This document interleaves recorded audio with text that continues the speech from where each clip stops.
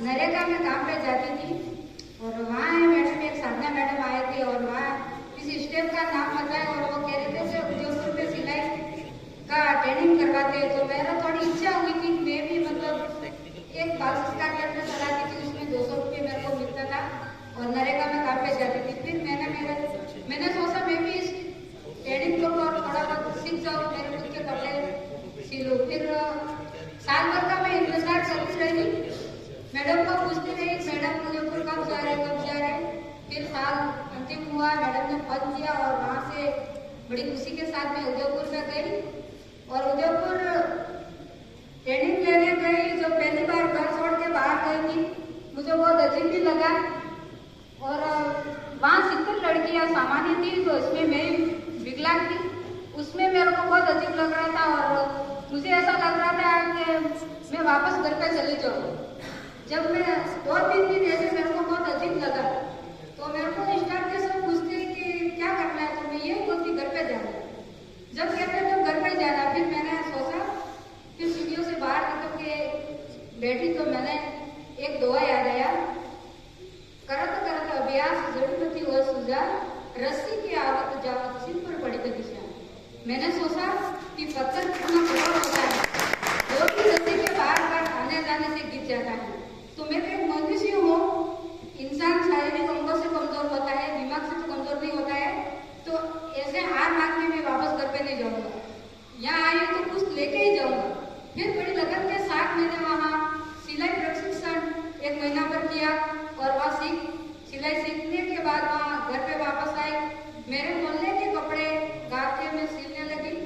वहाँ मुझे 200 रुपये 100 रुपये 200 रुपये मिलते थे और मेरी माँ तो जब 5वीं क्लास में पढ़ती थी तब ऑफ हो गई थी और ट्रेनिंग करके वापस आई तो मेरे फादर ऑफ हो गए थे। उसी कारण से 2015 में मैंने ट्रेनिंग ली थी और 16 में मैंने घर पे काम किया। फिर मैंने सोचा, सागवाड़ी में एक जील कंपनी थी, मैंने उसमें सोचा कि जो सीखा हुआ होता है उनको तो वहाँ रोजगार देते हैं, मेरे को तो सिलाई आती है, सिलाई करना चाहती हूँ, मैं भी जाऊँ। फिर मैं सागवाड़ा कंपनी में गई, वहाँ रेनकोट सिलवाते थे, रेनकोट का काम किया और रेनकोट का काम करते करते वहाँ देव सर का बहुत बहुत धन्यवाद। वहाँ से मेरे को वापस बुलाया कि कैसे अपने स्टेट पे जो लड़कियों को प्रशिक्षण दिया जाता है उसमें तो वापस आ जा, तेरे को यहाँ अपनी लड़कियों को सिलाई सिखाना है। तो फिर उनको बहुत बहुत धन्यवाद देती हूँ। मैं वहाँ से वापस आई, साबला स्टेट में मैंने लड़कियों को सिलाई सिखाने का काम वहाँ सिखाने के लिए वापस आई।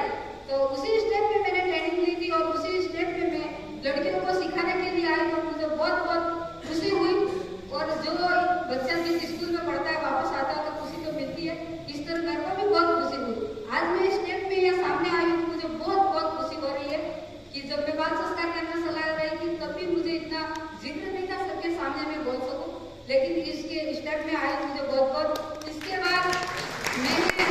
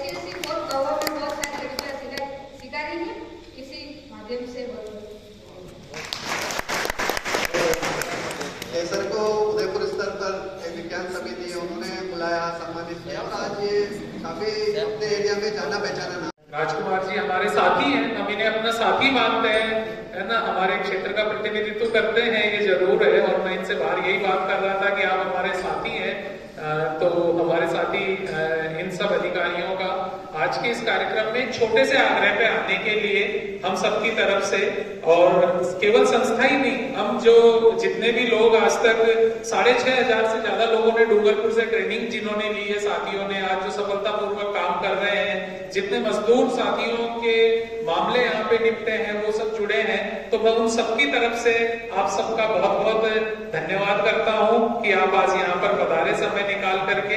और इसके साथ ही हमको पूरा विश्वास है कि इस कदम में जहां भी जरूरत होगी आप सब हमेशा साथ होंगे। हम जो भी मिलकर के बेहतर कर सकते हैं, चाहे वो योजनाओं के फायदे से जोड़ना है, चाहे स्किलिंग के काम को और बेहतर करना है, उसमें किस तरह के बदलाव ला सकते हैं हम लोग, तो वो सब चीजें मिलकर के हम सब साथ मिलकर के चलेंगे और आप लोगों का साथ हमेशा हमको मिलता रहेगा ही नहीं। तो आप सब साथियों का बहुत बहुत धन्यवाद, शुक्रिया।